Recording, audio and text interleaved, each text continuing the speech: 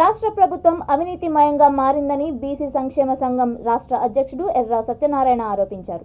Hyderabad Vidyanagar BC భవన్లో ఏర్పాటు చేసిన విలేకరుల సమావేశంలో ఆయన మాట్లాడుతూ రాబోయే రోజుల్లో బీఆర్ఎస్ పార్టీ అంతరించిపోతుందని జోసెన్ చెప్పారు. కార్యక్రమంలో నిరుద్యోగుల జేఏసీ రాష్ట్ర అధ్యక్షుడు నీలా వెంకటేశం, చెర్కు సుధాకర్, వేముల రామకృష్ణ తదితరులు పాల్గొన్నారు. అవినీతిమయం అయిపోయింది. కాళేశ్వరం ప్రాజెక్ట్ నుంచి పడితే ఈ రోజు ఉన్నటువంటి లిక్కర్ స్కామ్ అంటే స్టేట్ స్కామ్స్ నుంచి నేషనల్ స్కామ్ ద్వారా అల్టిమేట్గా మేము గమనిస్తుంది వింటుంది ఏంటిదంటే ఈ రాష్ట్రంలోని లూటుకున్నటువంటి మొత్తం ధనం కూడా ఈరోజు దుబాయ్ కేంద్రంగా విదేశాలకు పెద్ద ఎత్తున తరలించబడుతుంది అని చెప్పేసి వార్తలు వస్తున్నటువంటి నేపథ్యం. దాదాపు లక్షల కోట్ల అవినీతి తరలించిపోతున్నటువంటి పరిస్థితి. ఈ పరిస్థితి లోపల మనం ఈరోజు ఒక ఈడీ స్కామ్ తీసుకున్నటువంటి ఒక అంశంగా ముందుకు రావడం అనేటటువంటిది జరిగింది.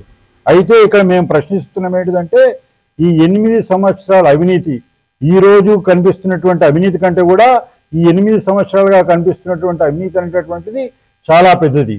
ఈ 8 సంవత్సరాల అవినీతి మీద కేంద్ర ప్రభుత్వము ఒక అవగాహనతోటి వదిలేసిందా అని చెప్పి మేము ప్రశ్నిస్తున్నాం.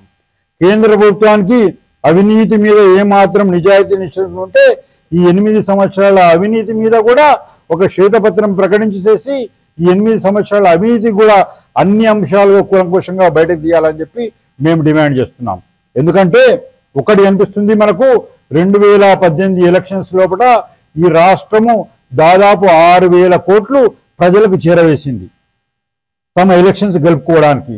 దాదాపు 1100 గ్రామాల్లో దాదాపు యావరేజ్ ఒక 12 కుల సంఘాలు తీసుకుంటే దాదాపు 2,800 కోట్లు డైరెక్ట్ ప్రజలకు కుల సంఘాలకు కేవలం కుల సంఘాలకు మాత్రమే అందింది.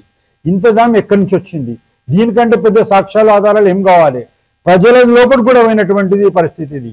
ఇంతకంటే డబ్బు చలామణికి ఇంకేం మీకు సాక్ష్యాధారాలు కావాలని చెప్పి ప్రశ్నిస్తున్నాం.